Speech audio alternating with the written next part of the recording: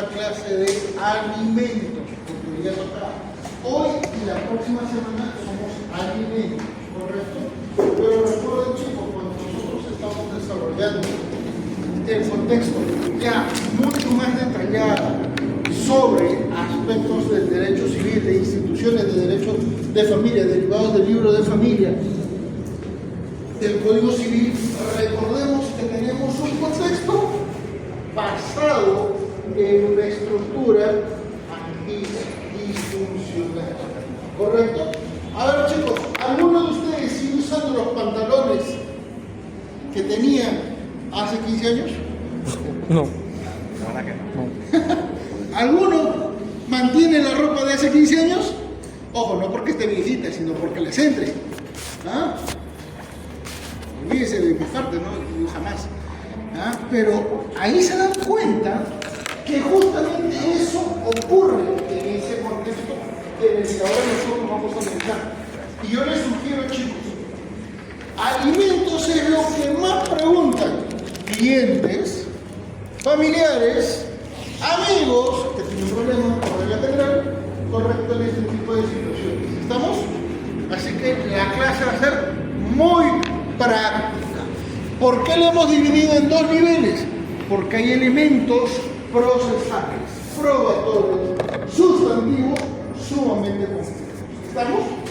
Y lamentablemente que tengo una posición muy radical en el contexto del proceso de familia. Yo creo que deberíamos cambiar literalmente todo. Y sí, literalmente todo. No porque mi premisa sea la máxima o sea la única, no. Lo que sucede es un tema muy complicado de evaluar, ¿correcto? A ver, chicos, yo les puedo asegurar que casi todos ustedes han tenido o han conocido amigos que han pasado por circunstancias de problemas a nivel de pareja. Y yo les puedo jurar que a veces cuando ustedes los han visto en peleas, en situaciones totalmente negativas, y les han dicho, felizmente ya terminaste, y a la semana regresaron.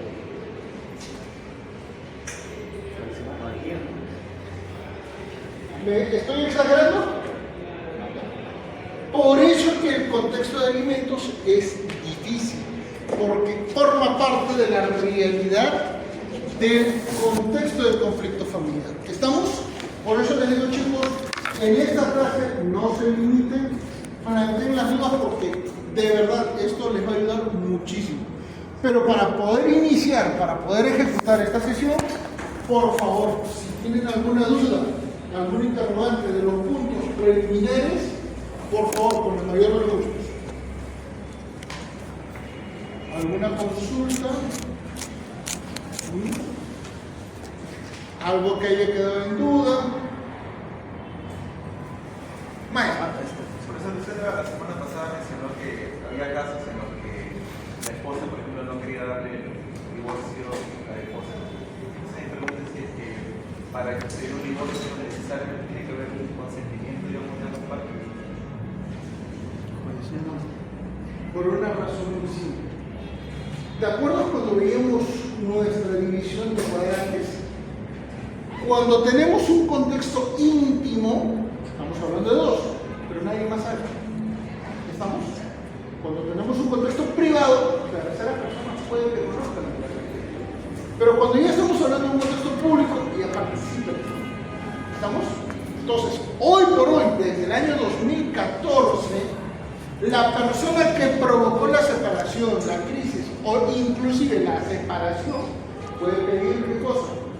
El divorcio, planteando la demanda por separación de hecho. ¿Estamos? Acuérdate que en el ámbito del derecho civil, título preliminar, está prohibido actuar de mala fe. ¿Estamos? En otras palabras, quien provoca un daño no puede alegar eso en el proceso judicial, salvo este hecho.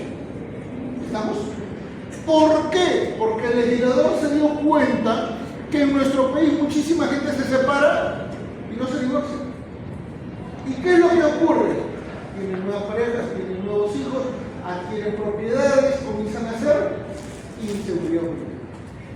¿Estamos? Entonces, ante esta realidad, la persona que puede acreditar una situación de separación de hecho por más de 4 años, si es que hay hijos, y por más de 2 años, si es que no hay hijos menores, sencillamente pide al Poder Judicial de Señoras. Acredito a través de mis anexos y fundamentos de hecho que ya no vivo con esa persona más de 2 años, más de 4 años. Razón por la cual, por favor, solicito que se declare el divorcio. ¿Estamos?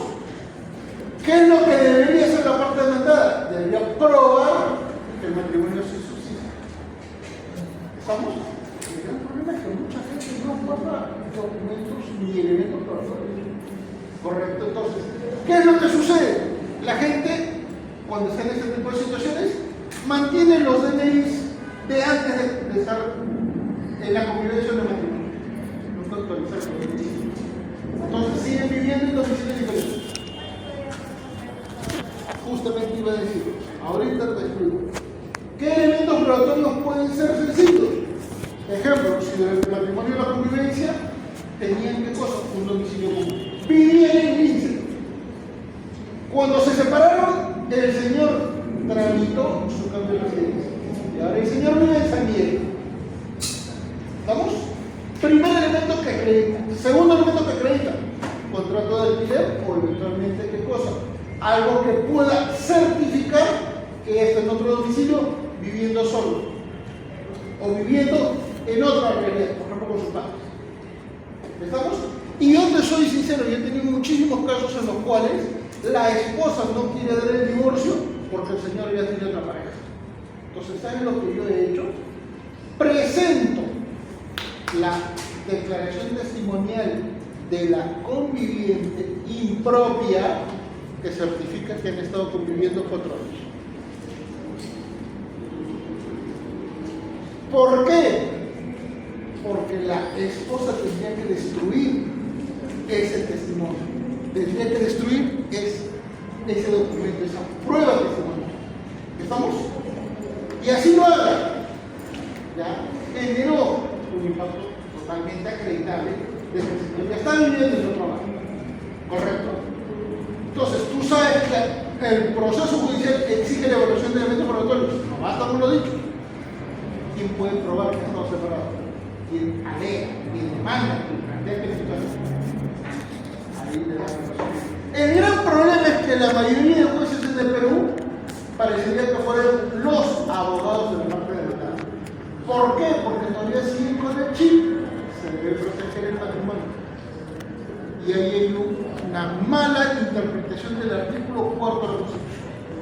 El artículo 4 de la Constitución no dice proteger el matrimonio, dice promover el matrimonio. Se protege a la familia.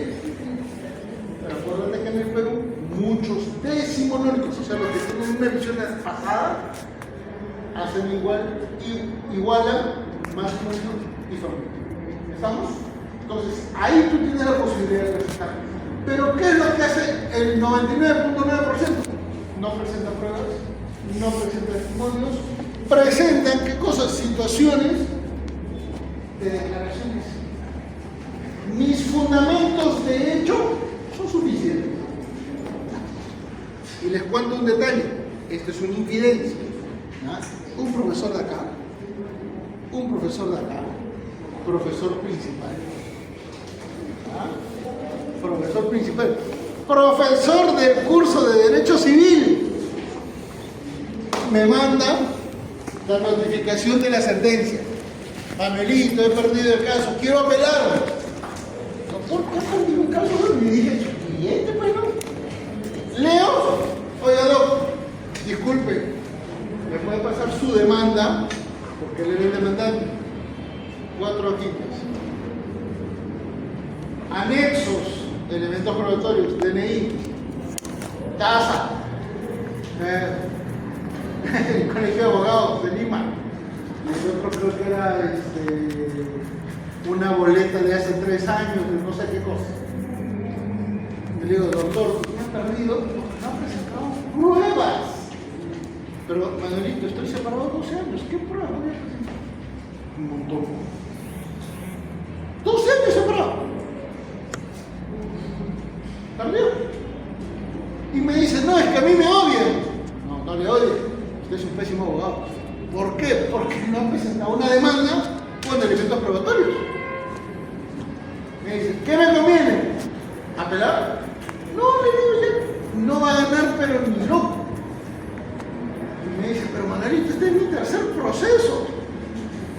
todavía no me divorcio. Y va a ir al cuarto y al quinto y va a volver a perder. Doc, esto es así. Elementos probatorios. Digo, pero si usted enseña eso, ¿por qué no presenta elementos probatorios? Me dice, no, pues en casa de Herrero, ¿estamos? Esto es un tema objetivo. El problema es que el conflicto es subjetivo. Pero ¿quién presenta la demanda? ¿El abogado o la parte procesal? El abogado. Entonces, ustedes no pueden dejar que sus clientes hagan, direccionen o desarrollen la demanda. La tienen que hacer ustedes. ¿Estamos? Para eso son los abogados. Para eso es la defensa legal. ¿Correcto? Entonces, cuando ustedes dicen, ¿cómo probamos? Un montón de pruebas. Estamos un montón de pruebas. Hay pruebas directas, pruebas indirectas, hay pruebas que inclusive pueden acreditar las declaraciones testimoniales. Yo en un caso, ¿qué hice? A todito el barrio los hice pasar en notaría. Mi cliente pagó a todos los vecinos para que vayan a notaría a certificar que el señor vivía en esa casa hace más de 6 años, solo. ¿Qué te haces cuando presentas 34 pruebas testimoniales que el señor vivió solo y que nunca ha visto a la señora? La señora ya no pudo probar nada. Vamos, entonces ahí tienes, ¿sí? ¿Se entendió, doctor? Muy bien. Creo que por ahí quería preguntar, sí, doctor. Con respecto a la identidad dinámica, con respecto a la identidad dinámica, en la última parte del tema de la semana pasada comentó de que el principio de la verdad biológica, en este precedente del caso Hellman, Uruguay, se aplica en el Perú a niños automáticamente, Sí. Pero esta aplicación automática, ¿en qué consistiría? Que automáticamente el niño recibe los apellidos de la... No, por eso es identidad dinámica. Les explico un caso. En el Perú, con la evaluación de la identidad, ya sea por prueba de ADN, en proceso de filiación extramatrimonial, ya sea en impugnación de filiación, ya sea en el contexto de variación del orden de apellidos o en el que fuese, correcto, opera el principio de verdad biológica o identidad dinámica, dependiendo del caso. ¿Estamos? Ambos son como dos caras de la misma moneda. No siempre se aplican los dos a la vez, se aplica uno de forma preferente. ¿Estamos? ¿Por qué? Porque recuérdese que no estamos hablando de cosas, estamos hablando de personas. Y la identidad va cambiando. ¿Estamos? La identidad va cambiando. Por ejemplo, ¿cómo está? Yo les puedo asegurar, ustedes en la etapa universitaria, muchos de ustedes a veces se conocen o por los nombres o por los apodos, ¿correcto? ¿Sí? Muy bien, pero en 20 años probablemente ustedes se sigan llamando por los nombres o por los apodos, ¿correcto? Pero ustedes en el contexto social, en el contexto laboral, en el contexto donde estén, se van a identificar más por el apellido. ¿Por qué? Porque es algo más formal. ¿Estamos? No significa que tú desconozcas tu identidad, no.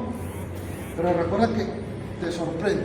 Como cuando tú te encuentras con tus amigos del colegio de primaria. ¿Estamos? Ellos te llaman de otra manera y tus amigos de universidad de otra manera. Ahora, esa identidad se va acomodando dependiendo de las circunstancias y de las situaciones. ¿Estamos? Pero ¿por qué los jueces en el Perú la utilizan y la aplican? Porque en el año 2012 se emitió una sentencia en la Corte Interamericana de Derechos Humanos, que es el caso Hellman contra Uruguay. ¿Correcto? Y les comentaba, la niña que en un momento en los años 70 fue secuestrada y la trasladaron a otra familia, ya tenía 40 años. 70, 80, 90, 2010, saca la cuenta cuántos años son. Varios, ¿sí o no? Entonces ya era una persona adulta. Como era una persona adulta, la corte le pregunta, señorita, señora, usted ahora conoce la verdad biológica porque usted sabe que esa persona es su abuela, la mamá de sus padres, ¿correcto? Pero usted toda la vida ha sido criado por la otra familia. Le preguntamos, ¿Usted desea mantener la identidad de su familia o desea tener la identidad de su abuela biológica? ¿Qué dijo ahora la señora Elma? No, yo quiero mantener mi identidad porque durante 40 años a mí me criaron como una parte de esa familia. Yo no sabía el contexto de la muerte de mis padres biológicos. Yo no sabía el contexto de mi tránsito de un país hacia otro país. ¿Estamos? Yo me entero recién por el proceso. Entonces, esa identidad, ¿a quién se la consultaron? A una persona adulta. ¿Estamos? Entonces, cuando ya en el Perú quieren evaluar el contexto de la identidad, ahí dice identidad dinámica. Pero un momento, la identidad dinámica no es lo mismo en un adulto que en un menor, ¿sí o no? No es lo mismo. Los menores están todavía en crecimiento, en desarrollo, están todavía asumiendo cómo se van a relacionar con sus otras personas, con los niños de su salón, con el barrio, etc. ¿Sí o no? Yo te pregunto, les pregunto esto a todos. Si un niño de 6 años le dice, ya no vas a ser Fernández, a partir de ahora vas a ser Pérez, ¿qué crees que va a pensar? Claro, se va a confundir. ¿Por qué? Porque tendrá 6 años, pero va a decir, ¿y qué me van a decir mis compañeritos? Que mi mamá no sabe quién fue mi papá. Usted sabe que los niños son crueles, ¿o no? Ahí es donde surge el contexto de la evaluación de la identidad. Pero si tú le preguntas a un niño de 2 años, 3 años, 4 años, ¿qué identidad tiene? No lo sabe. Sabe su nombre, sabe tal vez su apellido, pero ahí sí se le puede hacer el cambio sin ningún tipo de inconvenientes. ¿Por qué? Porque todavía no asimiló el contexto social. ¿Estamos? Ahora, recuerda que en esta circunstancia también tenemos adolescentes. Los adolescentes a veces tienen apellido 1, apellido 2, y a los 16, 17 años de repente quieren variar, porque se identifican más con la mamá, porque de repente el papá, ¿qué cosa hizo? Abandono de hogar. ¿Estamos? Entonces, la identidad dinámica no es que sea automática, se tiene que evaluar. ¿Correcto? Uno de los principales elementos, evidentemente, es la voluntad de esa persona. Pero recuerda que voluntad, cuando es menor de edad, no siempre es tan absoluta. ¿Correcto? Cambia. Hay que tomar en cuenta este contexto social, este contexto de interacciones entre diferentes personas. ¿Sí? Muy bien. Hasta acá. ¿Alguna otra consulta? Bien. Comencemos entonces con nuestra clase de alimentos. ¿Me parece? Primero, para que vean ustedes cómo vamos a evaluar el contexto de los alimentos, nos vamos a situar en el ámbito normativo.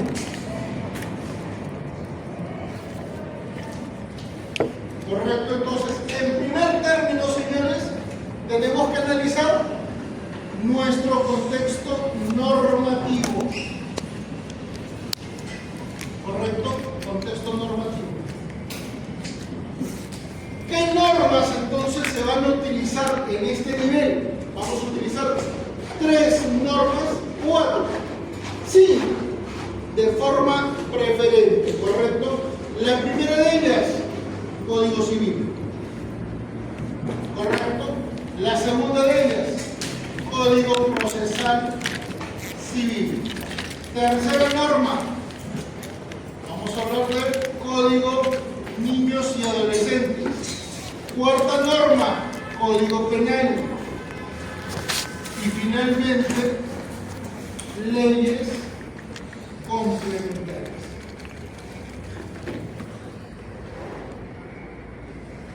¿Correcto?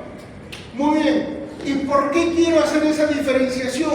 Para que vean ustedes cómo es que en nuestro país lamentablemente se ha utilizado muy mal el contexto de la interpretación.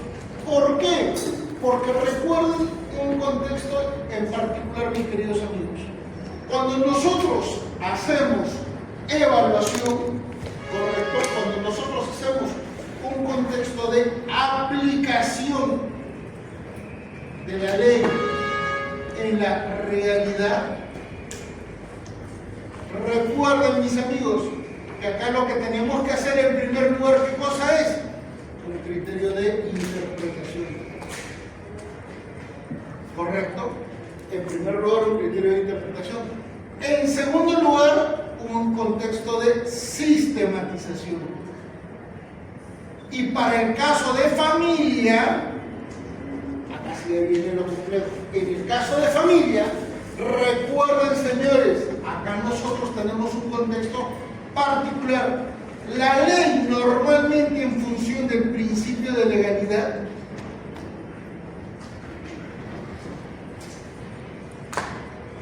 correcto, en función del principio de legalidad, en estas circunstancias, sobre todo en familia, queda supeditada a un criterio superior que se denomina equidad. ¿Estamos? Señores, si ustedes revisan toda nuestra legislación, si ustedes revisan todos los códigos, todas las leyes en el Perú, todas las normas te dicen, la ley, en primer lugar, ¿qué cosa es? Vinculante. En segundo lugar es temporal. ¿Por qué? Porque su promulgación rige, ¿sí o no? La ley es abstracta y general. ¿Sí o no? 4 criterios básicos. ¿De acuerdo? 99.999% obligatorio. Ley es abstracta, general, atemporal, vinculante. ¿Estamos? Pero hay una única excepción que sale de la ley orgánica del Poder Judicial. Una única excepción. ¿Estamos? Que no se las voy a dar porque eso cuesta dinero, ¿ya? Pero hay un solo artículo que te dice, ¿qué cosa? Que en casos especiales los jueces pueden preferir la equidad a la ley. De ahí viene el control difuso. ¿Estamos? En realidad el control difuso se aplica más cuando existen otras normas. El criterio de interpretación sistemática. Pero cuando te falla todo, es equidad. ¿Estamos? ¿No? Ahora, lo estoy dejando en blanco para que ustedes se vayan guiando. ¿Les parece? Muy bien. Vamos a completar entonces. ¿Cuándo se promulgó el Código Civil? 1984. ¿Cuándo se promulgó el Código Procesal Civil? 93. ¿Cuándo se publicó el Código de Niño y Adolescente? 2000. ¿Cuándo se publicó el Código Penal? 91. Las leyes complementarias, evidentemente, entre 1984 hasta el año 2026, el año pasado. Estamos este año, no hay ninguna norma aplicable a este contexto. Muy bien. ¿Por qué les voy a poner los años? Porque recuérdese que el Código Civil nos permite establecer estas diferencias. En la fecha de promulgación que teníamos, familias nucleares. ¿Sí o no? Matrimonios. Al 98%. ¿Estamos? ¿Hoy qué tenemos? Hoy tenemos, ¿qué cosa? Relaciones familiares. ¿Por qué? Porque tenemos un montón de tipos de nuevos tipos de familias. ¿Estamos? Familias ensambladas, familias extendidas, familias binacionales, etc. ¿Correcto? ¿Qué pasaba en el contexto del 84? Era el varón, el proveedor, y la madre era la que, así es, cuidaba, administraba. ¿Estamos?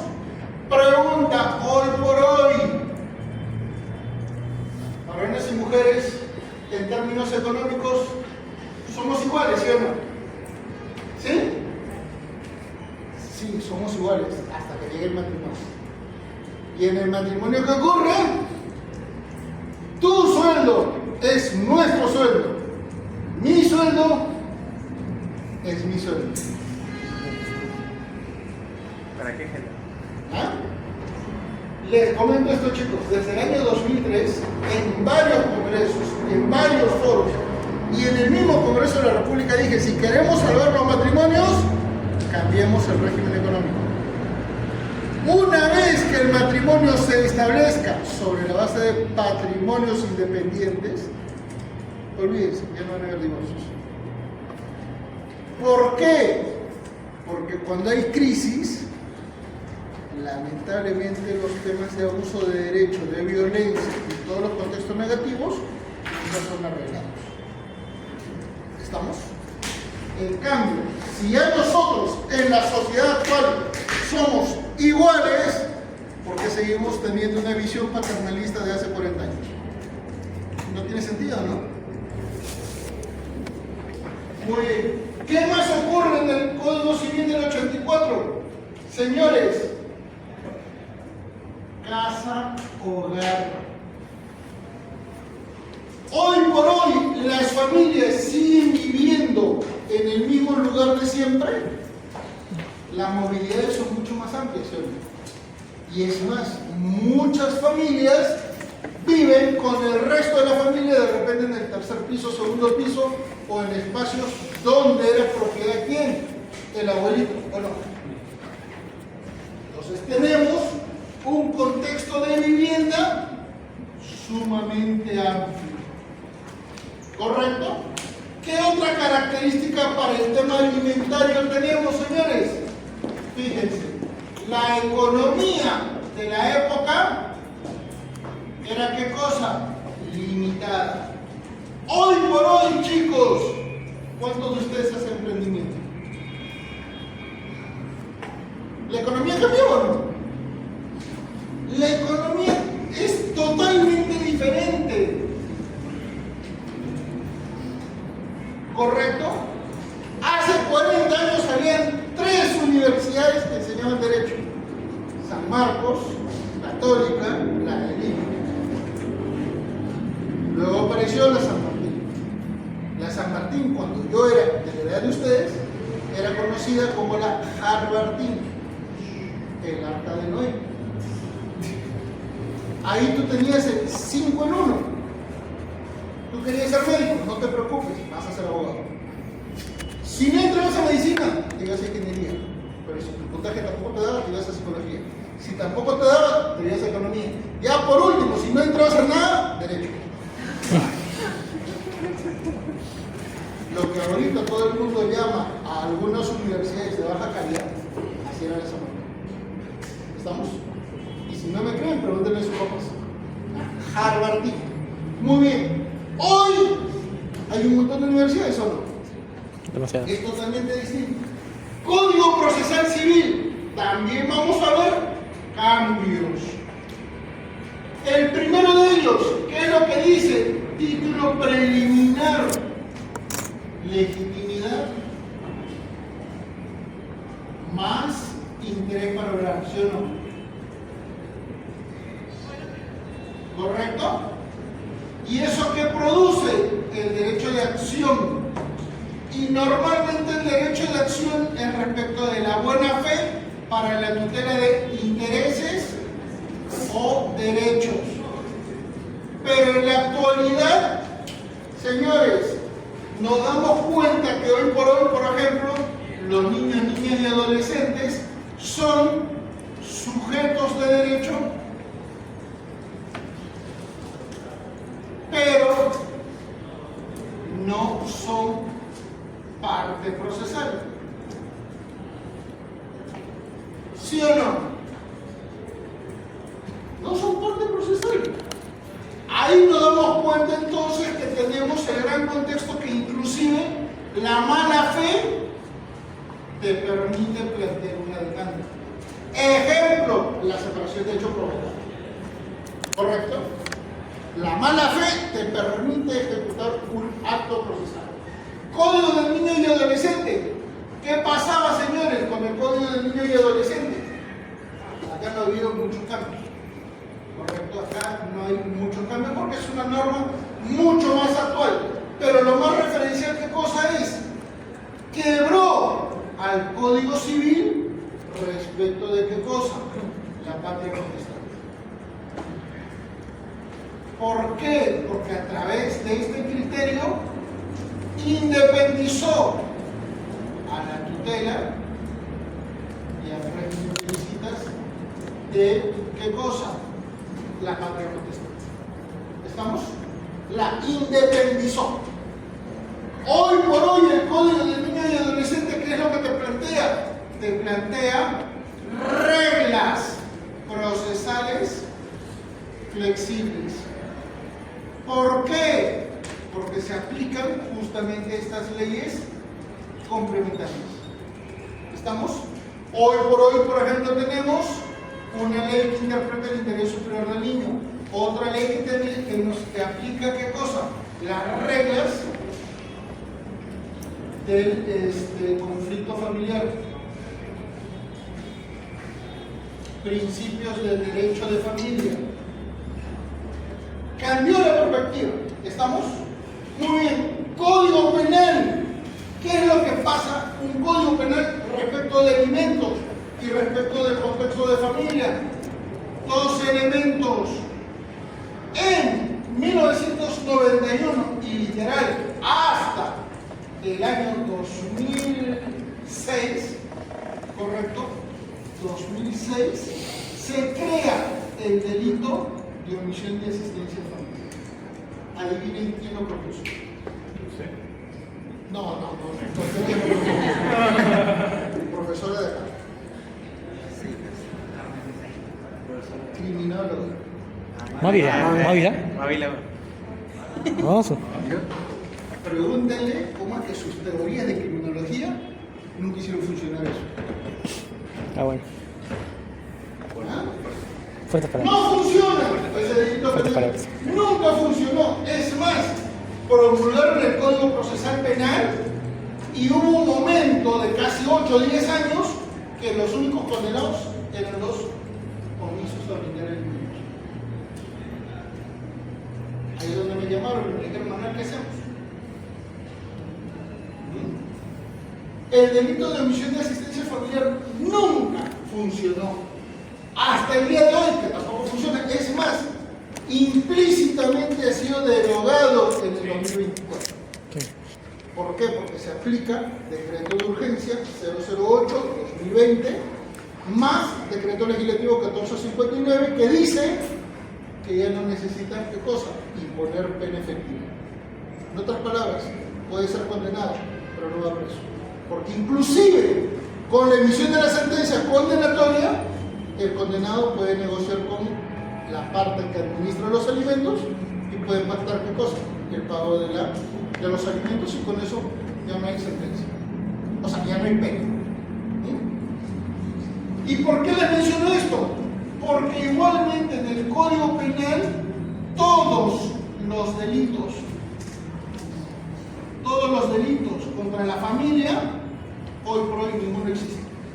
Cuando veamos el próximo semestre derecho penal de familia, les voy a explicar que ninguno de los 5 tipos penales que están en el Código Penal, ninguno funciona. Eso se llama simbolismo penal. ¿Estamos? Muy bien. Y las leyes complementarias evidentemente cambiaron parcialmente parte de estas normas. ¿Correcto? Entonces, si tenemos ese sistema jurídico, recuérdese que por cuestiones de interpretación vamos a tener 3 mecanismos. ¿Estamos? 3 mecanismos de interpretación. El primero de ellos es el ¿qué cosa? El exegético. ¿Qué dice el exegético? Es lo literal. ¿Correcto? ¿Se aplica para este caso? No. Es más, cuando ustedes tengan un profesor que interpreta las leyes de forma literal, por favor, retírense de ese curso, vayan a buscar a otro profesor. ¿Sí? Porque esos son los peores profesores. ¿Sí?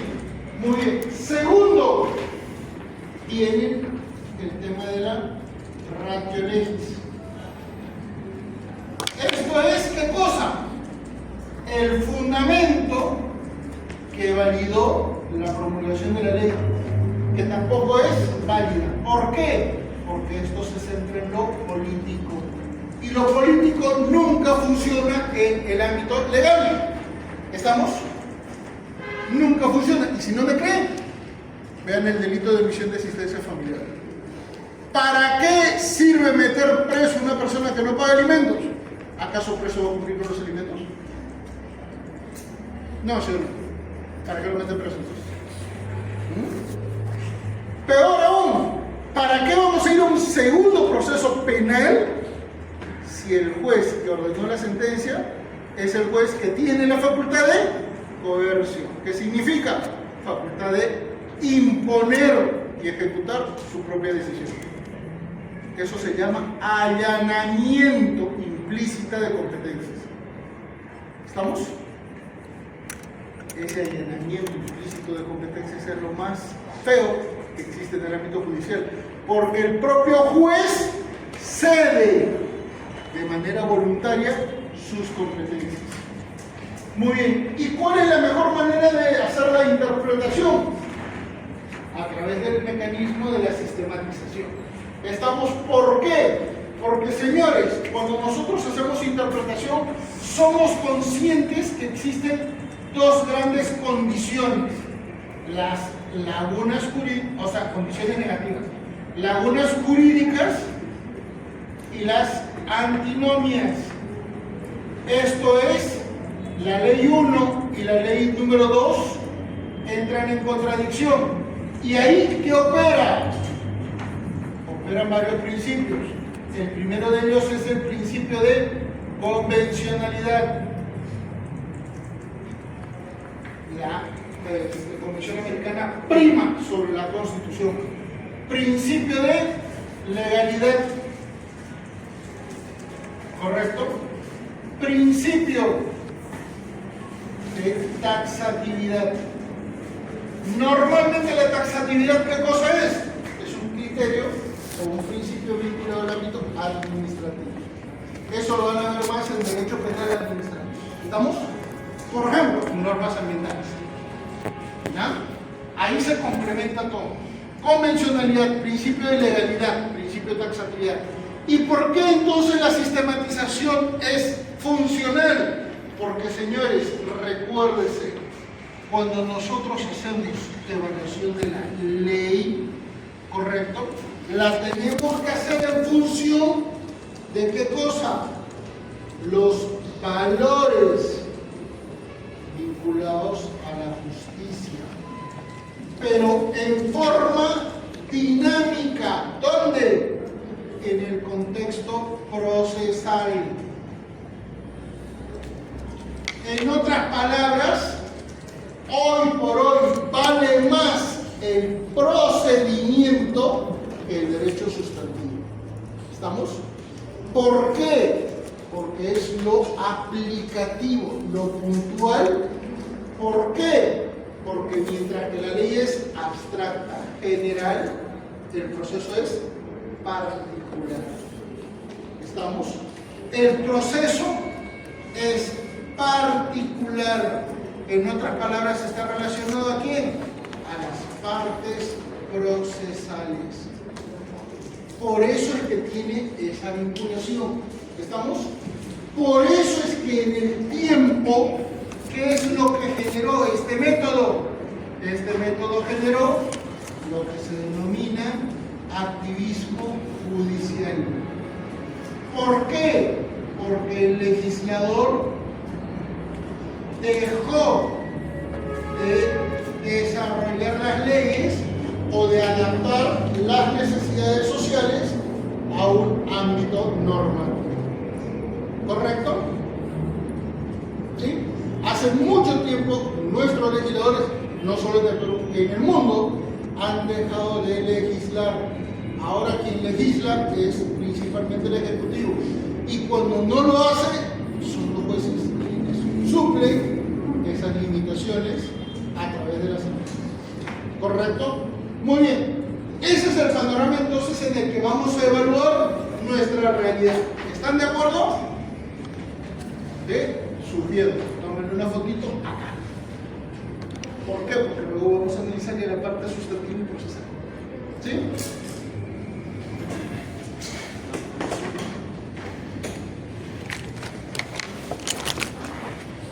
¿Alguna pregunta mientras? A partir de acá entonces vamos hacer una especie de división, ¿correcto? ¿Por qué? Porque acá nos vamos a centrar y lo vamos a completar con la próxima clase con el proceso de alimentos.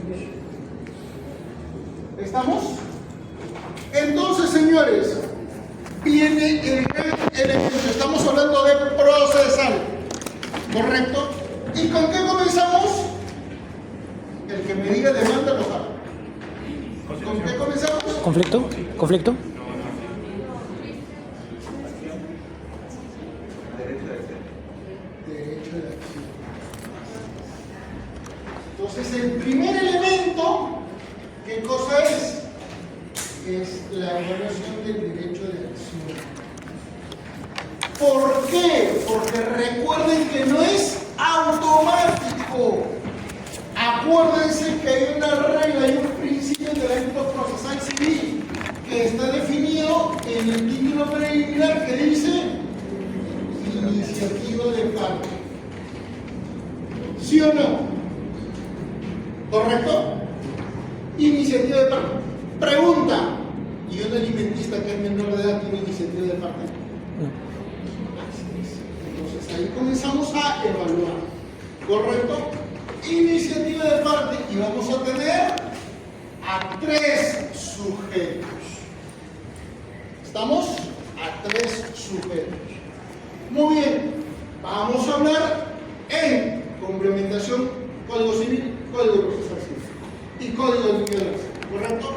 En primer término, alimentista. ¿Quién es el titular del derecho? Señores, cuando pongo así T, con 2 rayitas es derecho. ¿Estamos? ¿Sí? Muy bien. ¿Quién es el segundo sujeto? ¿El representante? El representante. En otras palabras se llama administrador. Administrador de la cuota alimentaria. ¿Correcto? Que por regla general siempre es La un madre. representante procesal. Pero un momento, acá viene una gran diferencia. ¿Es el representante procesal o es el padre o es la madre? ¿Quién creen que va a plantear la demanda? Así es, el La madre. representante procesal que tiene la tenencia. Y la tenencia en 2 niveles: o tenencia ficta o tenencia legal. Esto es determinado por sentencia. ¿Estamos? Ficta, ¿qué cosa es? Es una condición práctica. Muy bien. ¿Y quién es el tercero? ¿El abogado? ¿Ah? El deudor alimentario. El deudor alimentario. Deudor alimentario. ¿Podría explicar más lo de ficta? Por supuesto. A ver, te doy un ejemplo. Melcochita y Montserrat. ¿Estamos? Las hijas de Melcochita y Montserrat, ¿son adultas? No. Las últimas, ¿no? Claro, las de él. Sí. Las de él son todavía menores, ¿sí o no? Ya. Fuerte palabras. ¿Con quién vive? Eso es tenencia ficta. Porque todavía no han ido al Poder Judicial a determinar quién las va a tener. Que probablemente gane la mamá, porque el mismo papá ha dicho que se van a quedar con la mamá. ¿Estamos? Pero la tenencia ficta normalmente es una cuestión vinculada a la realidad, a lo práctico. ¿Por qué? Porque acuérdate que los progenitores no van de frente al Poder Judicial a ver su derecho, sino hasta mucho después. ¿Ya? Muy bien. ¿Cuál es el tercero? ¿Deudor alimentario? ¿Ah? ¿Deudor? No. Ah, ya. Ah, ya, el ministerio. No. No.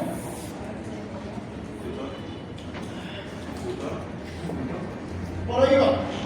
Se denomina ¿quién? El legitimado Ah, para accionar.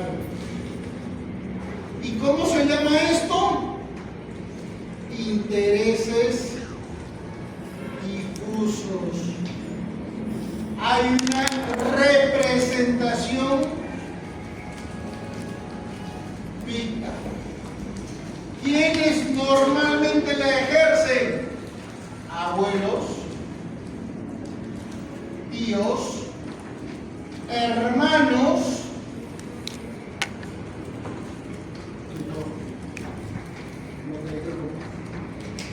¿estamos?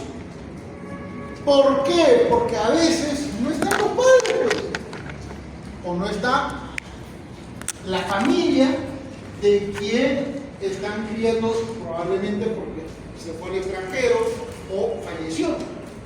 Y a veces son los abuelitos, con la familia extendida. En ese, sí, doctor. Y, o sea, ellos entrarían bajo qué calidad, como que de consorcio necesario. ¿Cuál es consorcio? Solamente hay dos partes.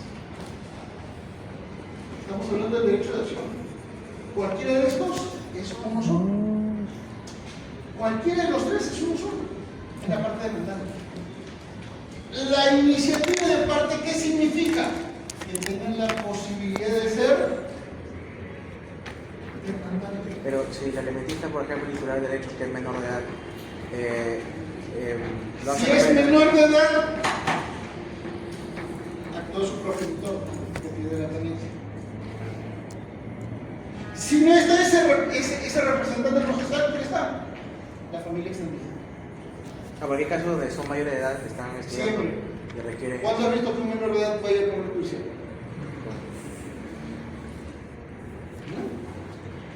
Siempre, demandante. Ojo, pero el titular del derecho, ¿quién es? Alimentista. El alimentista. Pero, pregunta, ¿solamente son niños? No. No. Y vamos a hacer una diferenciación, ¿te parece? En primer lugar, concebido. Pero señores, cada vez que ustedes tengan la oportunidad de defender a un concebido, por favor, no lo hagan. Díganle a esa mamá que se espere sus 8 o 9 meses. No hagan nada. ¿Estamos? ¿Por qué? Porque cuando ustedes hacen un proceso de alimentos, estando ese bebé en desarrollo, ese concebido probablemente va a desarrollar ¿qué cosa? Autismo. ¿Por qué? Porque la madre va a desarrollar durante la gestación Ah, ¿qué cosa? estrés. Un problema de estrés. ¿Y eso qué genera? Así es, cortisol. Y el cortisol genera la muerte de neuronas en los fetos. Por eso no defiendan a madres en gestación. Díganles, lleva bonito tu embarazo, cuando nazca, ahí no me echamos. ¿Estamos? ¿Por qué? Porque ustedes tienen una obligación, no solamente con ese cliente, tienen una obligación con... ¿Estamos? ¿Sí? Y si no me creen, señores, desde hace 20 años el número de niños con autismo en el Perú ha crecido casi al 500%. ¿Ah? Muy bien. En primer lugar, entonces, el concebido. ¿Tiene derecho? Sí, pero espere. Es más. ¿Estamos? Muy bien. Segundo lugar, ¿a quiénes tenemos? Justamente a niños, niñas y adolescentes. ¿Estamos? Y que se identifican en varios niveles. Infante, niño, adolescente y joven adulto. Infante de 0 a 3 años. Niño de 3 años a 8 años. Bueno, adolescente lo podríamos decir desde los 9 años hasta los 14 años. Joven adulto, ya estamos hablando de más de 18 años. Doctor, por ahí hay un montón de edades que no han sido incluidas. Sí, por favor, asimílenlas, ¿correcto? ¿Por qué? Porque evidentemente estamos hablando de todas las personas dependientes. Muy bien. ¿Alguna pregunta en este punto? ¿Hasta qué edad los adultos jóvenes? Hasta los 27 años. ¿Qué?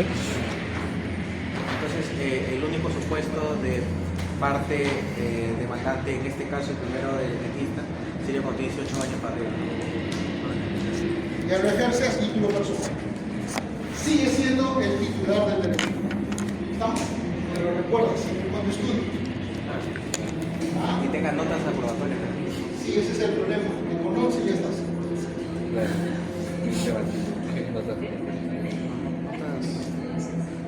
Para uno de medicina, un 11 es suficiente. Pues. ¿Cómo? Claro, pues, porque con un 11, por ejemplo, en medicina. Notas como que... No, la jurisprudencia es un solo caso de jurisprudencia. Un único juez en Lima dijo que con aprobar ya es suficiente. No ha habido ninguna otra jurisprudencia ni en segunda instancia ni nada. Estamos, todos han asumido que con aprobar está suficiente. ¿Sí?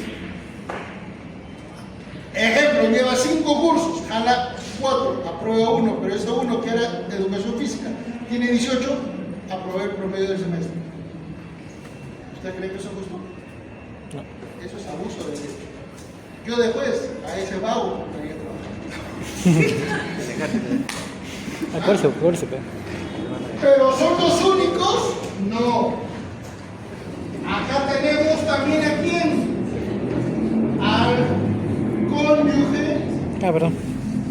conviviente e inclusive al amante. ¿Cómo? Mucho Barça. Inclusive, pero en forma excepcional, por eso le pongo en corchetes. ¿Cuándo la amante puede plantear alimentos? Cuando no tiene posibilidades de autosostenerse. ¿Estamos? Eso está literal en el Código Civil. Ejemplo, la amante ha dado a luz. ¿Ustedes creen que el día siguiente va a poder ir a trabajar? No. Tiene derecho a alimentos entonces. Y eso no es abuso de derecho. ¿Estamos? Ahora, ¿eso es permanente? No. Es temporal. ¿Correcto? ¿Cónyuge tiene derecho? Sí. Pero gracias al Reino Manco, si es que esta persona tiene posibilidades de trabajar, ya no percibe alimentos. Antes, y estoy hablando de esto hasta el 2018, las esposas que tenían trabajo planteaban alimentos para ellas y se los daban. Gracias a Reino Manco, ya no. Grande, Si la Reino. mujer trabaja, ya no tiene derechos a percibir alimentos de parte de su esposo. No importa si ese señor provocó el divorcio. ¿Estamos? Porque recuerden, hoy por hoy son iguales. Ahí está, pues, muy bien. Conviviente, para que pueda reclamar el derecho que necesita formalizar la unión de hechos. ¿Estamos? Muy bien. ¿Quién más puede pedir alimentos? Señores, El abuelo. adultos de la tercera edad. Normalmente, ¿quiénes son? Los progenitores. ¿Correcto? Que estén los abuelos. Por regla general. ¿Sí? Entre progenitores, abuelitos y los hijos, ¿correcto? De un mismo obligado a brindar alimentos. ¿A quién se prefiere? A los hijos. ¿Estamos? A los hijos. Los hijos se prefieren a los adultos. Ojo, no estoy diciendo que se excluyen a los adultos, estoy diciendo que se prefieren a los niños. ¿Estamos? Muy bien. ¿A quién más? Personas con discapacidad, ya sea temporal, ya sea permanente o eventualmente sea circunstancial. ¿Correcto? Muy bien. ¿Quién más?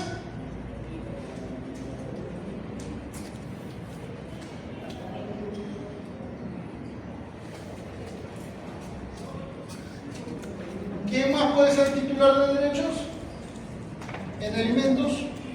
Los hermanos. Los hermanos van a estar siempre y cuando tengan estas condiciones. Ah, Automáticamente no, no hay ok. obligación. ¿Estamos? Salvo que sea menor de edad. Y de repente porque falla su papá, falla los dos papás, ya se pueden demandar de alimento. ¿Estamos? ¿Quién más?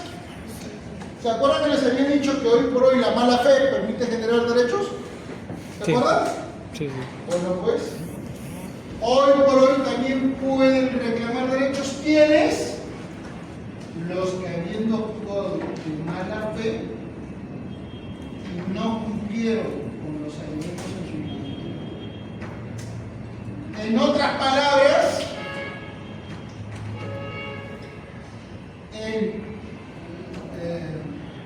el prestador de alimentos, o sea, el demandante en la actualidad, o eventualmente quién, el adulto mayor que no pasó el tiempo. ¿Estamos? Ejemplo, imaginémonos, Pepito tiene 2 hijos. Correcto, Pepito tiene 2 hijos menores de edad. Pepito es atropellado. No pasa alimentos. Ojo, no pasa alimentos. ¿Ustedes creen que podría demandar alimentos a la mamá de sus hijos? A pesar de no haber pasado alimentos. Sí, porque justamente está dentro del concepto de discapacidad y es temporal. ¿Estamos? Para eso, ¿qué es lo que tiene que solicitar? En primer lugar, la suspensión de la obligación y en segundo lugar, su derecho. Código Civil, ¿qué te dice? Toda aquella persona que tiene el derecho puede reclamar. ¿Estamos? ¿Y quién es la persona que tiene el derecho? Cualquier persona que necesita alimentos para sobrevivir. Y ese es un pésimo término del Código Civil del 84. Porque el Código Civil del 84 dice sobrevivir. O sea, que vivan con las justas. ¿Estamos? ¿Por qué? Porque la economía de esa época no era buena. Hoy por hoy, por ejemplo, ¿ustedes creen que podría aplicarse el concepto de sobrevivir, por ejemplo, los hijos de Jefferson Farfán? No, sí. Ahí se da cuenta que hoy tenemos otro tipo de concepto de alimento que se llama alimentos de calidad. ¿Estamos? Por ejemplo, chicos, ¿ustedes conocen de la señorita Andrea San Martín? Sí. ¿Sí? No. Sí. Por favor, ¿podrías ayudarnos y decir quién es? Es una chica de la farándula que su esposo era Su esposo no. su pareja, Lizar Saburro, creo. Sus 2 parejas. Sí. Ah. Ajá, de la farándula. Estaba en combate, creo. Ya. Y los 2 les cobran plata, ¿cierto? Sí, algo así. Uno hace ejercicio. Y no los deja ver a sus hijos. Ajá. ¿Ah? Ella recibe mensual 24.000 soles. Ah, la bestia. ¿Qué? 2.000, 2.000. 24.000 soles de alimentos. Ah, la bestia. De los 2. Y los 2 le han hecho un montón de procesos para bajar la pensión. Y no pudieron. Los 2 le han hecho un montón de procesos para bajar la pensión. Es más, ella quería ganar 45.000 soles. Ah, Si no me creen, tienen Google. entonces no Pongan Andrea San Martín y van a ver. ¿Ah? Muy bien, acá solamente estamos hablando de alimentistas en el derecho. ¿Estamos? Ahí es donde nace el derecho. Muy bien. En ese punto, ojo, la iniciativa de paz. ¿Estamos? Ahora vamos a ponerle en numeración 1. Ahora vamos a analizar el otro contexto, la judicialización.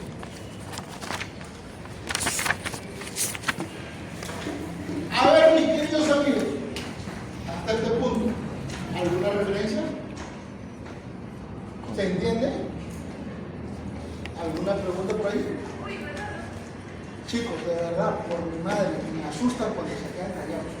O están perdidos, o me siguen nada más la corriente. Doctorita.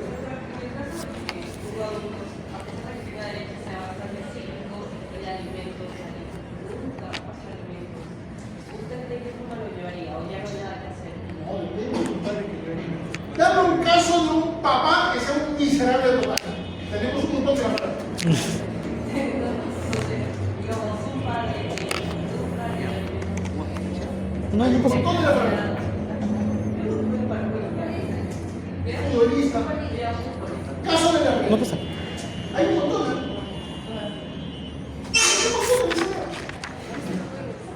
A ver, ¿alguien nos puede ayudar? ¿Alguien conoce algún miserable?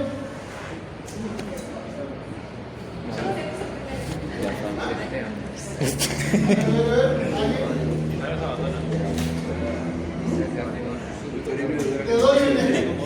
Son 3 hijos, ¿no? Jefferson Farfán, No es un miserable. con su primera hija, Ah. la reconoció a los 12 años luego de haber, ¿qué cosa? Pasado por un proceso de casi 6 años para reconocimiento. 6 años. Toledo. No, Toledo más bien es Hagamos de cuenta que todavía no había salido la sentencia ni de filiación ni de invento, porque encima lo dejaron por filiación. ¿Estamos?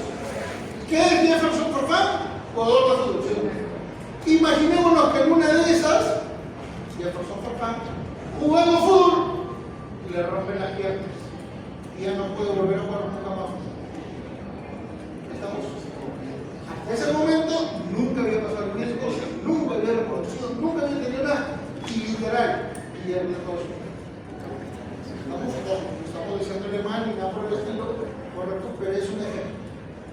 En ese tipo de circunstancias, si el Señor ya no tiene obligación de vivir, podría haber preguntado a la mamá de su hijo a qué se lo podría conducir. Sí, podría defenderse, pero acuérdate que el Código Civil dice que el derecho de niños por eso les digo que fue la mala fe. ¿Estamos? Hasta el año 2014 nadie podía utilizar una cuestión negativa para defender un derecho. ¿Estamos? Con el 2014 se abrió la posibilidad de que cosas, de que malas personas puedan recibir una demanda. ¿Cómo? Demandando el divorcio, habiendo provocado la separación. ¿Estamos? Y por eso también es posible que esta persona, siendo las que no cumplió con nada, puedan cambiar el derecho. ¿Por qué? Porque los contrarios no sobreviven. ¿Sí? ¿Alguna otra pregunta por ahí? Doctorita. Profesor, yo tengo un caso en el cual una abuela presenta la demanda de alimentos para el progenitor porque la madre había fallecido. Perfecto, ya. Entonces, en el transcurso, no sé si pasan años, salió una sentencia en cual tenía que pasar por una norma.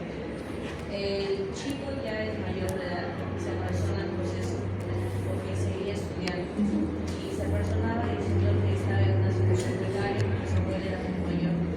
Y en ese proceso, la abogada del demandado presenta un escrito de difusión. ¿Murió el demandado? Sí, un accidente. Entonces yo pregunté, ¿cómo es? Porque tiene su abuela que es muy mayor, él quiere estudiar, pero está en una situación precaria. ¿A quién se le extendería esa obligación de pasar el dinero? Imagínate si yo fuera el abogado. ¿A quién yo plantearía la demanda de alimentos? A la esposa de esa persona que acaba de fallecer. 1. 2. A los abuelos, que todavía están vivos. 3. A los hermanos. Justamente tenía esa duda porque yo también lo entendía así, ¿no? Consistente, pero bueno, hubo alguien ahí que me dijo que si fuera menor de edad sí se extendería el derecho para seguir, pero como es mayor, queda el proceso. Sí. Sí. Ese derecho no cambia hasta que se cumplica el premio o sea emancipado, o sea que hagan su dignidad, o se casa. La ley que dice, se es adulto, o sea, persona capaz, 18 años. 2. Tengas trabajo, emancipación. 3. Tengas título profesional, ¿correcto? Pero recuerda, ¿cuánto fue en ese caso? ¿Y qué pasa si trabaja pero no le alcanza? Ya trabaja. ¿Sí? ¿Ya locador? Ese es el detalle, pero ya trabajas. Esta relación de... Tiene más de 18, 25 y trabaja ya no puede. Solito perdió su derecho. Eso se llama emancipación. Pero doctor, gana sueldo mínimo. La ley dice, si tú ya trabajas, ya no tienes derecho. Se requiere relación laboral, por eso mejor lo que usted ha dicho. Da lo mismo. Porque Así sea mototaxista. Si tiene y percibe ingresos, se acabó. O sea, la única condición es que perciba ingresos específicamente. o sea, porque tu propina puede ser por lo No, pues. Pero uno a hace ver, un servicio a tu abuelita, ¿no? ¿de verdad tú crees que propinas es algo vinculado a remuneración? O sea, por un servicio que le hagas, No, tiene que ser. pago delivery, por ejemplo, de vez en cuando, trabajo. No, trabajo. Una condición del trabajo Propina de es la abuela, ¿qué? temporalidad prolongada. Estamos en condición de dependencia laboral. O sea, tienes un Por jefe eso, la locación no hay dependencia laboral. y no hay dependencia, ¿estás seguro? En locación. Mencióname un locador que eventualmente haga lo que quiere su trabajo. Porque, o sea, tú te entregas. Mencióname uno. Alguien que te saliza, por ejemplo. Mencióname uno que haga lo que quiera. Por ejemplo, alguien le encarga por locación hacer No, maestro. un trabajo de. Yo sé que la ley dice que no hay dependencia y todo más. Todos los locadores hacen más trabajo en la institución. Pero es una patología, pues. Pero Maestro. ¿Qué dice ahí? Punto B. Sistematización, ¿no? ¿Qué es lo que he dicho? Si tú lees literalmente y eventualmente te centras en el ratio legis, ¿qué cosa es? Tamar, ¿sí o no? Y apareces un futuro abogado. Interpretas sistemáticamente. ¿Estamos? ¿Sí? Profesor, ¿o será que también el derecho de familia, a ser una rama muy especializada, tiene sus propias categorías? No, Por ejemplo, no. trabajo en el derecho laboral. No. ¿O es lo mismo? El derecho es el derecho. ¿Estamos? Nada que en derecho penal sí puedo hacer y en derecho civil no. Profesor, Un segundito. ¿cuál es el artículo que señala que si trabaja ya no puede? El código del niño y adolescente. Emancipación, y eso también está en el código civil. Doctor, pero un argumento válido no sería de que justamente esté trabajando porque necesita juntarse. Sí, pero si ya trabaja, significa que no puede generar su autosupervivencia. Que no le alcanza. Lamentablemente en el país, ni siquiera los profesionales tienen buen sueldo. Pero esto no es contradictorio. No. Por eso es que muchos jóvenes adultos no quieren trabajar, porque perderían el derecho.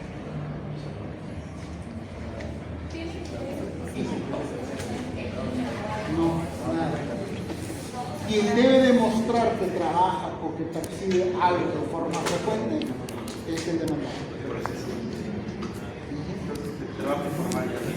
Por supuesto, yo he visto casos en los cuales jóvenes, menores de edad, mototaxistas, se les ha ejecutado la pensión de alimentos. Pero que sea frecuente, no tiene que ser no, por ejemplo, cuando reciba algo de dinero un mes. No, no. Se Se queda ha 6 percibido un meses. mes. O sea, algo en un mes, no todo un mes, sino un día de un mes No. y algo de un día. Una cosa es una actividad esporádica y otra cosa es trabajo. ¿Correcto? Ejemplo, no sé, pues en el barrio están llenando techo y ayudan a llevar cemento, ladrillos, que da su propio. Eso no es trabajo. ¿Estamos? Trabajo ya es algo frecuente, tener subordinación, el esquema normal. ¿Ya?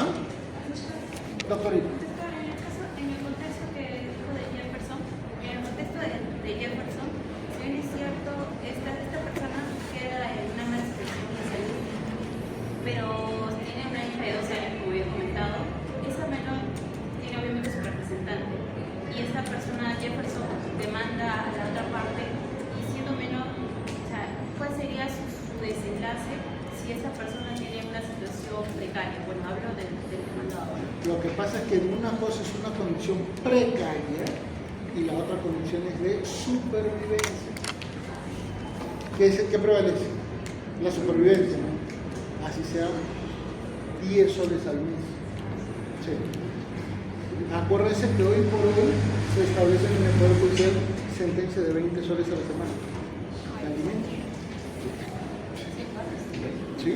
No te sirve de nada. Estamos hablando de 80 soles al mes. Ah, su madre. Sí, doctorita, perdóname. En la práctica, después que la abogada presente el acta de Exacto. el demandante 20. exacto. Exacto. Tiene que la obligación se extienda al esposo. Sí, pero tiene que identificar a quién. Todavía no hemos llegado ahí. Ahorita estamos en el derecho de... Cuando veamos al demandador, ahí le voy a decir un poquito. ¿Ya? Ay, tengo sueño. Doctora, acuérdate, sistematización. Quisiera incidir en el tema de la mala fe, de la relación que te genera con la mala fe. Se quedó claro en la persona que promueve la separación y pide divorcio. Pero en este caso de que pide alimentos, no me quedó muy claro con respecto al supuesto del prestador de alimentos. Ah, no. Si es que esa persona no pasó alimentos, en dos niveles. Uno, ahorita, cuando tiene la obligación del alimentista porque el alimentista lo pide. ¿Estamos? El mal padre. Dos, cuando ya ese derecho prescribió, de repente un adulto mayor que en su época de joven no pasó nunca alimentos. ¿Correcto? En cualquiera de las dos circunstancias, si es que su supervivencia está de por medio, puede pedir alimentos. O sea, y esa división que es ahí de prestado de alimentos, ¿se refiere al primer supuesto? Aquí se mencionó. De la mala fe, el último. Ya. El primer supuesto, el prestado de alimentos. Es el de ahorita, pues, el que no quiere pasa. pasar alimentos. Ah, ya. Imaginémonos, no está pasando alimentos, pero lo atropella, queda parapléjico y su única familia son ellos, tiene el derecho de pedir alimentos. ¿Sí? A pesar de que nunca pasó. ¿Por qué? Porque el concepto de familia aplica para la supervivencia. ¿Estamos? Tengo una consulta, doctor. En el caso, por ejemplo, digamos de la conviviente o la amante, que, bueno, más que todo No, son diferentes. Conviviente y amante son totalmente. Entonces, cónyuge, cuando está justamente pide el alimento, si bien no tiene la capacidad de trabajar, pero digamos, por la misma naturaleza de la relación, está arrendando un bien, también se consigue y percibe obviamente un... No es supervivencia. Ahí no es supervivencia. No. Supervivencia es cuando no tiene opciones de dónde proveer algo. Entonces esa característica sigue siendo dentro de la capacidad de que no puede trabajar. Así es. Entonces sí no puede ser beneficio. Sistematicemos, ¿correcto? En primer lugar, si hay una pareja que plantea el derecho, tiene que demostrar que no puede sobrevivir. ¿Estamos? El que no pueda pagar su habitación no significa que no pueda sobrevivir. Puede trabajar. ¿Estamos? ¿Sí? La consulta. Pongo un supuesto. Un poquito más alto, mi doc. Pongo un supuesto en el cual el padre pierde la patria potestad del menor. Imaginemos un supuesto de delito de violencia en el ámbito familiar. Y pasan los años, a pesar de que existe una sentencia por ese delito, por el cual también ha perdido accesoriamente la patria potestad y no ha pasado pensión de alimentos. Y ya nos encontramos en 60 años o más, en el cual este padre ya no se puede valer por sí mismo. También podría aplicar que puede solicitar pensión de alimentos a ese. Sí, pero recuerda, tiene el derecho de pedir alimentos. Que gane el proceso, no creo. ¿Por qué? Porque ese demandado puede demostrar, no tengo capacidad. Pero capacidad económica se refiere. No necesariamente capacidad económica, no tengo capacidad. Ese señor no cumplió conmigo, ese señor me abandonó, ese señor no hizo tal cosa. Razón por la cual yo no tengo capacidad de disponer un poquito de mi patrimonio para trabajar. Pero eso también aplicaría en el caso de quienes han pasado. Sí, pero acuérdate que tú, en el caso que tú mencionas, ya es un delito. Por ejemplo, violadores, los que han ejecutado qué cosa, violencia extrema, porque no cualquier violencia hace pérdida de patria potestad. Cuando estamos hablando de pérdida de patria potestad, ya es una situación de violencia extrema y violación sexual. ¿Sí? Entonces, en ese tipo de circunstancias podrá plantear la demanda, pero el que responda con la acreditación de la sentencia, puede decir no. ¿Estamos? Entonces ahí se tomaría en cuenta la gravedad. En ese caso, en estos dos casos que te he mencionado, no hay esa situación. ¿Sí o no? ¿Alguna otra consulta? Doctora.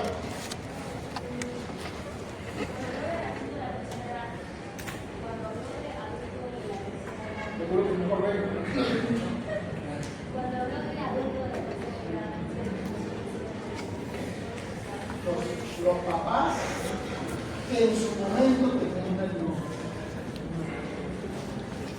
En el tiempo, esos dependientes alimentistas van a tener la responsabilidad probablemente. ¿Correcto? ¿Ya? Si lo permite. Entonces, ese que en un principio sería un proveedor,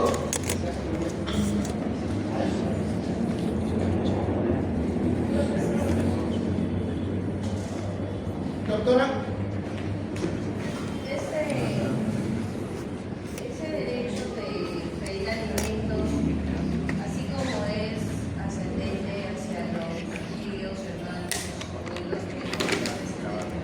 abuelos, de un abuelo que ya nietos porque son Pero es muy difícil. ¿Sabes por qué? Y gracias por preguntar esto. Así como en el derecho sucesorio siempre es una cuestión descendente, porque lo normal es que los mayores mueran, en alimentos siempre es Ascendente. ¿Por qué? Porque los de abajo no tienen capacidad.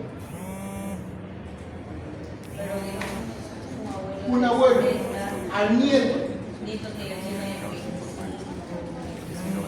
Sí, pero lo que pasa es que cuando planteen esos alimentos, los nietos pueden decir, salvo que sea la realidad. Pero es muy difícil. Si no, imagínate que en el país muchos abuelitos podrían tener eso.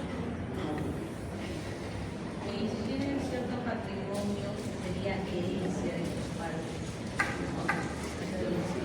Los padres antes de fallecer, tenían patrimonio y falleció y lo dejaron a sus hijos.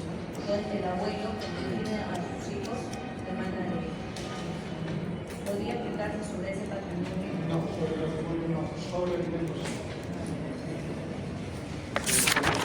Una consulta con respecto al criterio laboral. Por ejemplo, ¿qué pasaría? Sí, pero hay casos, por ejemplo, de personas que trabajan por red. Ya. O sea, pero no, Rafael, es Sí, simplemente. trabajo informático. O sea, Managers, community manager, ya. gente que hace videos en vivo y recibe gran donación. Sí. Gente que trabaja así y gana su pesos. Sí. ¿Cuenta como trabajo? Por supuesto. Hoy por hoy la SUNED lo fiscaliza. Pero son donaciones. No, maestro. Hoy por hoy, desde el año pasado, todos los influencers pagan impuestos. Es más, si tú eres influencer y la SUNED no te ha pescado, olvídate, te va a meter una multazo.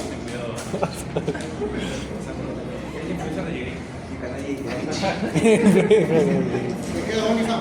¿Te quedas? Muy bien, doctora.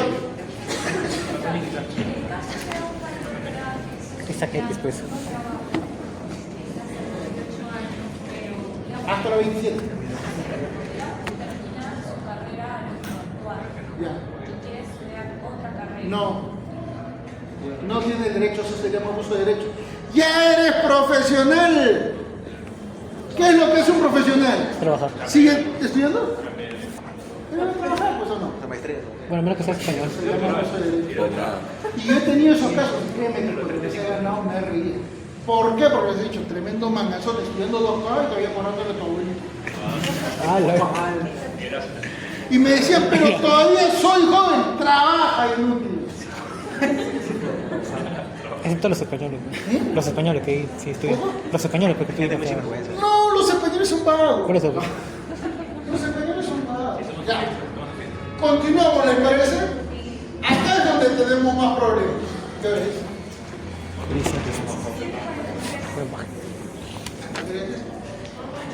8:15. Judicialización. Y acá con esto finalizamos por acá. ¿Está chévere o no? Qué chévere. Yo les dije, Lo voy a demandar. ahí viene el demandado. Ay.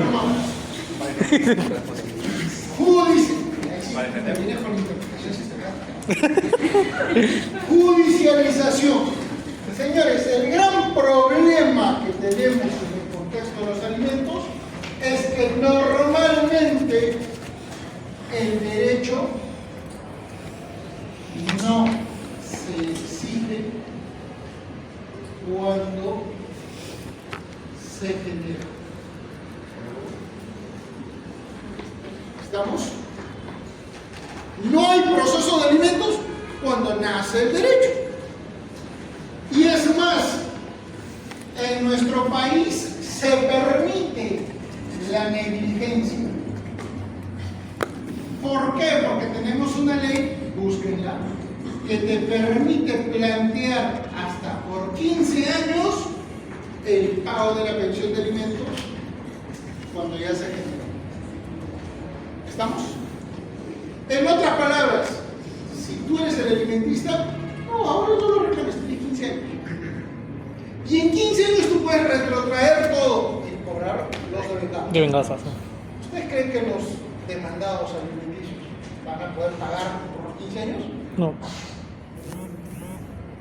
Ahí tienen otra bestialidad de nuestro legislador.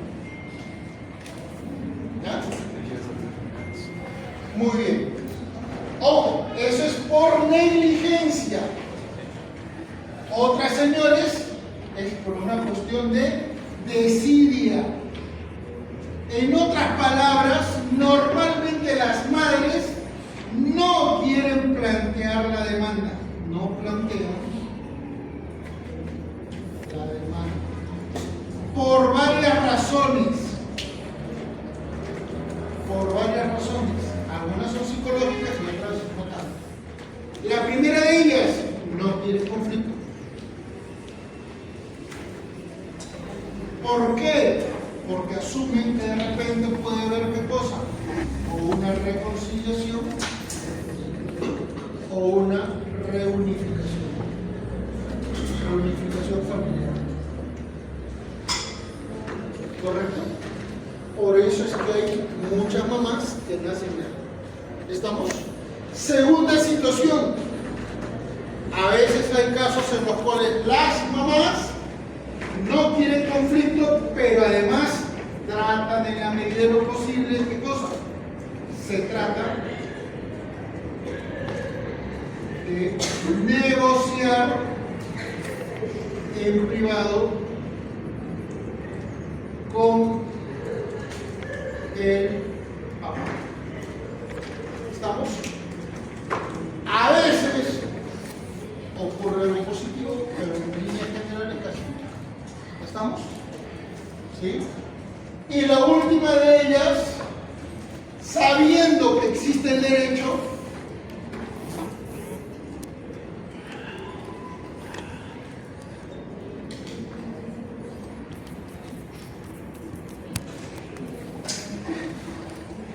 no ejecutan nada. ¿Y qué es lo que pasa? Prefieren pagar los alimentos ellos. Generalmente esto responde a dos circunstancias.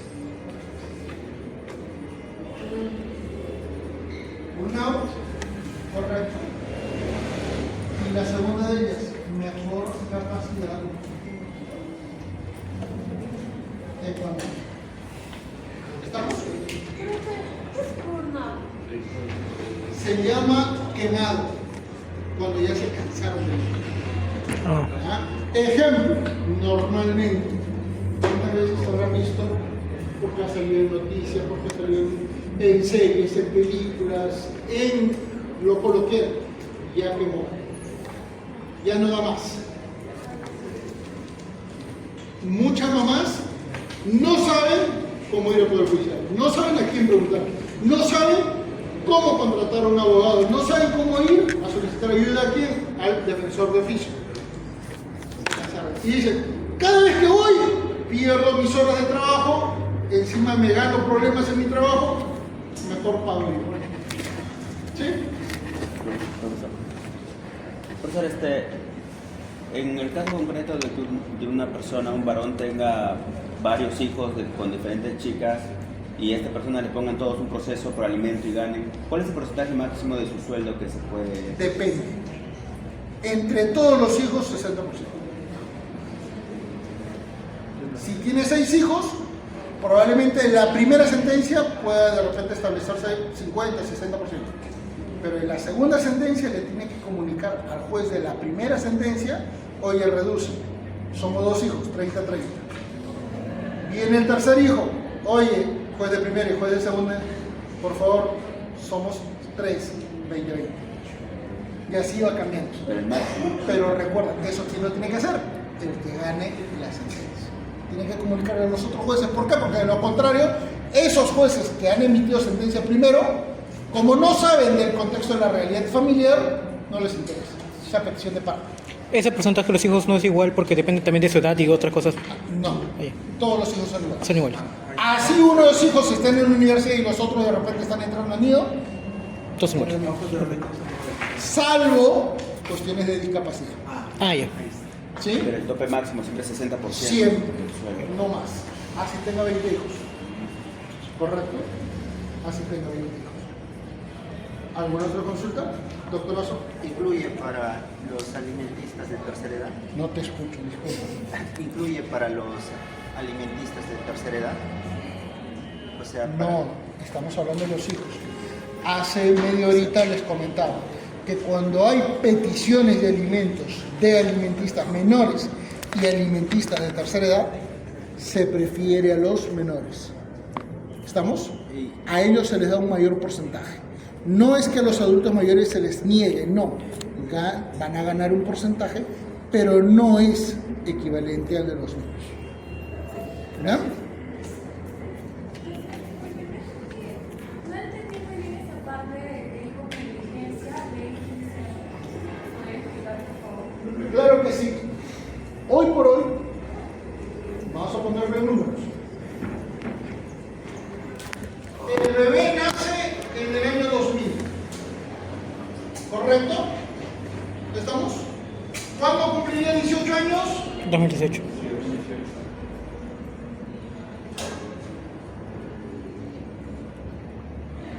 ¿Correcto? 18. ¿2018? Claro, 2000 nace 2018. Quería saber ya. 2000 nace. ¿Correcto? Doctora, eventualmente recién, ¿en qué año? ¿15 años? 2015. ¿Ah? 2015. ¿2015 al 2018? No, ¿3 años? 2000, año 2000 es 3. 2003. Ah, ya. No En entendí. el 2003, ¿correcto? Es el límite. Y desde el 2003 hasta el 2018 hay 15 años. Ahí se puede requerir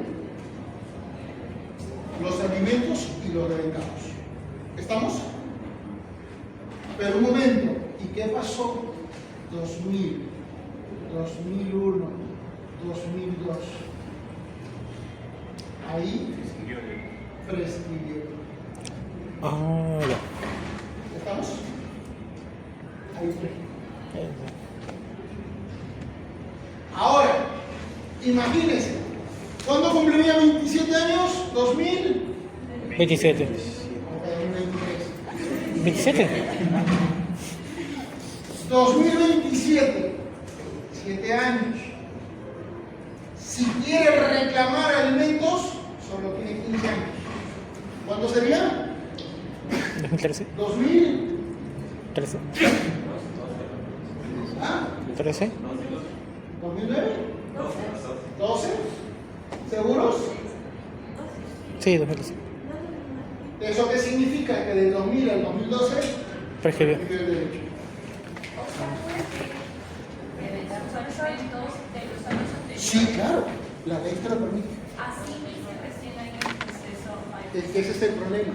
Si tú inicias muy tarde la pretensión, correcto, el proceso judicial solo vas a tener un año, 15 años. La pregunta de rigor es, ¿y cómo sobreviviste todo ese tiempo? Ahí te das cuenta que quien debió plantear la demanda de alimentos no lo hizo. Eso se llama negligencia. Particularmente a mí me genera ¿qué cosa? La conclusión de que ese progenitor, generalmente la mamá, debería perder la patria potestad. Porque no defendió el hijo. Es su obligación defender el hijo. Salvo que tenga condiciones económicas, ¿no? Entonces, eso que has señalado, eso se puede pedir, pero para 15 años atrás, lo regula Una ley.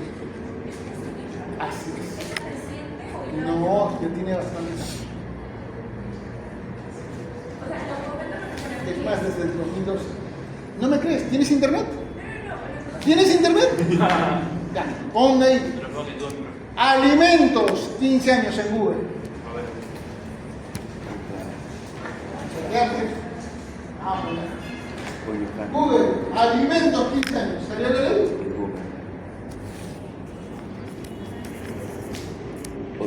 Le pasa 20 soles, 20 soles semanal aquí, ¿no? Entonces, alimentos, 15 Le pasa años. 20 soles semanal aquí.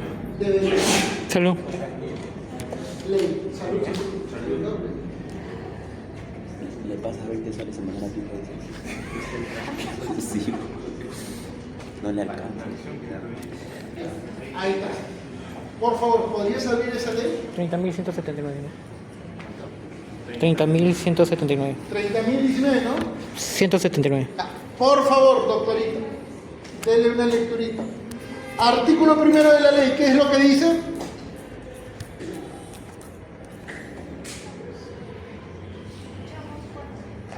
¿Qué?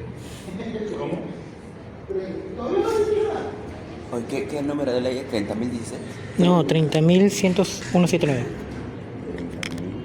ver, doctorita, leanos artículo primero.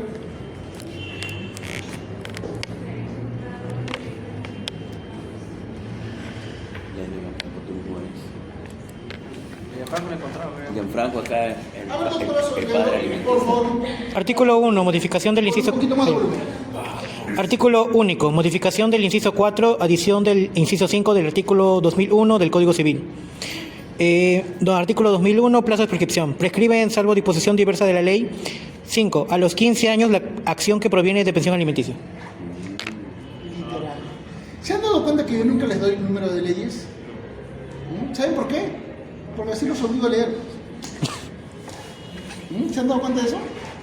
Nunca les doy leyes. Porque es obligación de ustedes buscarlas.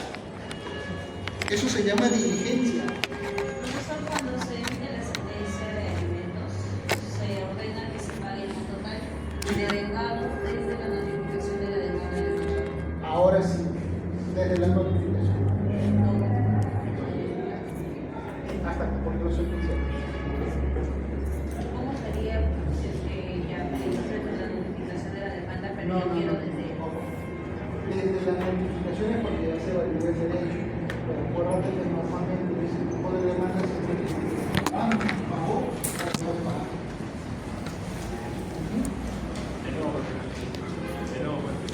Ah, claro. Cuando sale la demanda fundada, ¿en qué se basa una demanda fundada? En la validez del petitorio, ¿cierto? Y el petitorio por regla general siempre dice, dejó de pagar alimentos, o desde esta fecha dejó de pagar alimentos. Entonces la sentencia que dice, pague desde esa fecha. ¿El caso cuál será? 15. ¿Sí? Doctorita. Muchas gracias por lo que sea negativo, pero bueno, que sí me pareció bastante interesante porque mi mamá, que era menor de edad al inicio del proceso, me dijeron que no era retroactivo. ¿Desde cuándo está promulgada esa ley? Eso está en el...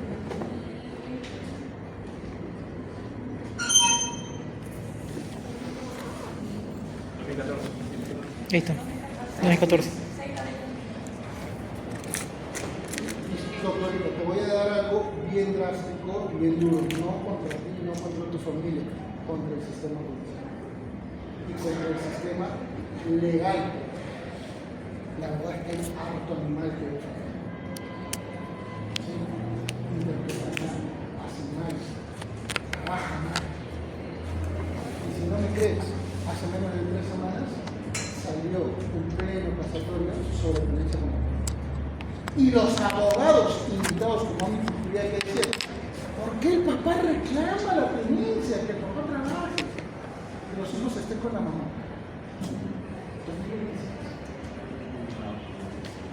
¿Quién te permite decir eso? Lo que tú dijiste. Que la doctrina sigue pensando si vemos en los expertos. Entonces, cuando ves conflictos familiares, tú ves penal, Sin comentarios. constitucional, civil, procesal, probatorio, internacional, derecho convencional, medicina legal, psicología forense. ¿Tú crees que hay tantos especialistas en tantas áreas para analizar esto?